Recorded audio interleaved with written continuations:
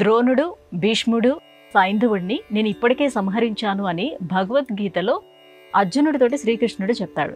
కానీ అప్పటికి వాళ్ళు ఇంకా బతికే ఉంటారు కదా, అయినప్పటికీ శ్రీకృష్ణుడు ఎందుకు అలా చెప్పాడు? ద్రోణంచ భీష్మంచ జయద్రథంచ అని భగవద్గీతలో శ్రీకృష్ణ పరమాత్మ అర్జునుడికి ఒక మాట చెప్తాడు.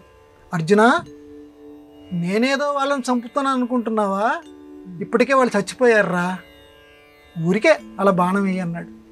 ద్రోణుడు ఇప్పటికే చచ్చిపోయాడు, భీష్ముడు చనిపోయాడు, సైంధవుడు చనిపోయాడు. ఇక మిగిలినటువంటి సైన్యం ఉంది చూడు, వీళ్ళందరూ కూడా చనిపోయిన వాళ్ళే. చనిపోయిన వాళ్ళ మీదకి నువ్వు బాణాలు వేయి అన్నాడు. ఇది మనకు ఆలోచిస్తే ఇప్పటికే వాళ్ళని నేను చంపేశాను, నువ్వు ఊరికే బాణాలు మాత్రం వెయ్యి అన్నాడు. మనకు ఆలోచన చేస్తే ఇది ఎట్లా కుదురుతుంది? అప్పటికి బతికున్నారు వాళ్ళు, ఇంకా యుద్ధం మొదలు కాల. భగవద్గీత ఎప్పుడు మొదలైందమ్మా? ఎప్పుడు చెప్పాడు శ్రీకృష్ణుడు? ఇంకా యుద్ధం మొదలు కాక మునుపు చెప్పాడు. యుద్ధం మొదలు కాక మునుపు అర్జునుడికి పాపం విషాదయోగం వస్తే నేను ఇంతమందిని చంపలేనంటే అప్పుడు భగవద్గీత బోధించాడు. ఆ భగవద్గీతలో ఏం చెప్తున్నాడు?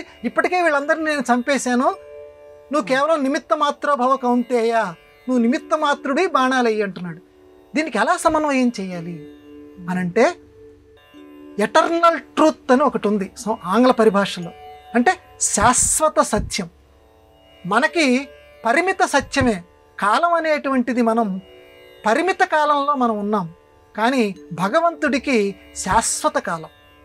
మనకు కేవలం వర్తమాన కాలం ఒక్కటే తెలుసు, జరిగిపోయింది మాత్రమే మనం గుర్తుపెట్టుకుంటాం, అది పరిమితంగా. కానీ భవిష్యత్తు మనకి తెలియదు. గతం కూడా మనకి పరిమితంగానే గుర్తుంటుంది. మరి స్వామికి వచ్చేసరికి అటు భూతం కానివ్వండి, భూతకాలం కానివ్వండి, వర్తమాన కాలం కానివ్వండి, భవిష్యత్తు కాలం కానివ్వండి, అవిచ్ఛిన్నంగా ఈ మూడు ఆయనకి తెలుసు. గత జన్మల్లో నువ్వెవరివే నాకు తెలుసు అన్నాడు శ్రీకృష్ణుడు అర్జునుడితోటి.